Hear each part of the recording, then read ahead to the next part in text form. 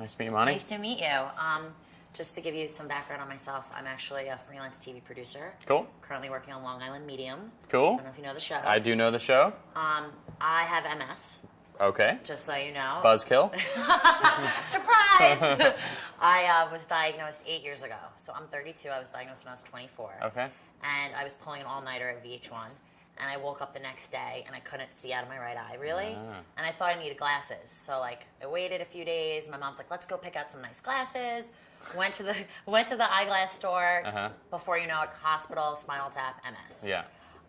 So I'm just curious now about your That's more or less exactly the same as my diagnosis.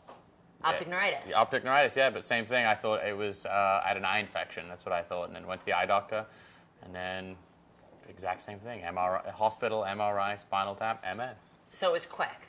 Yeah, it was quick, but that wasn't my now having kind of them tell me what I had. I come to find out that 18 months prior, my legs went numb for like 3 months, and I just thought it was like a pinched nerve. And now you're putting it all together. Yeah. So when you were diagnosed, were you like shocked? Because for me, like it was major denial. Who was more upsetting for my mother and my father. Oh yeah, it's totally way more upsetting for my my parents, I think, than me.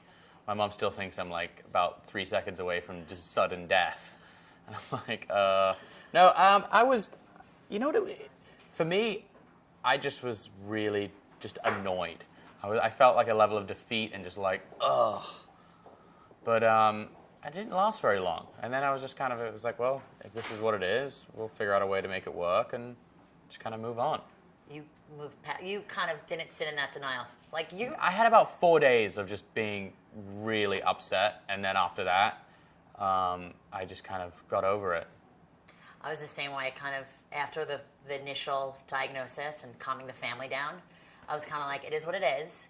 I'm going to tell people, my coworkers know, my friends know. I'm going to tell the world so they could kind of realize that you could be young and hip and have MS and it's not the end of the world. Yeah, absolutely. So tell me what made you get involved with your web series and why you wanted to do this. Well, it came out of a bit of frustration to a degree.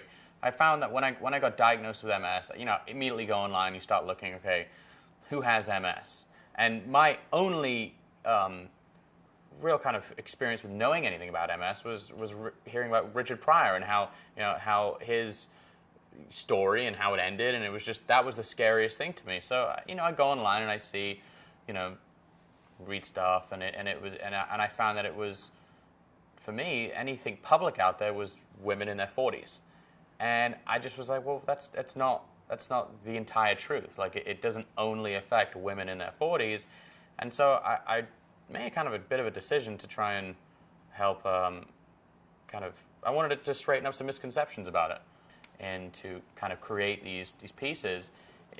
My take on it wanted to be not so much like, this is what it is, and, like a white coat PSA. I wanted it to be a bit more of a relatable kind of docuseries, and it was just kind of about my journey with MS and kind of seeing how certain aspects of my life which have been affected and how I deal with it, and go to doctor's appointments, to family stuff, to just we called it My Story because MS, my story, and every episode is like it's a play on MS, so it's like movement and sustenance and things like that. So it was it's kind of, there's takeaways in it, and it's just kind of a bit of easy viewing, if you will.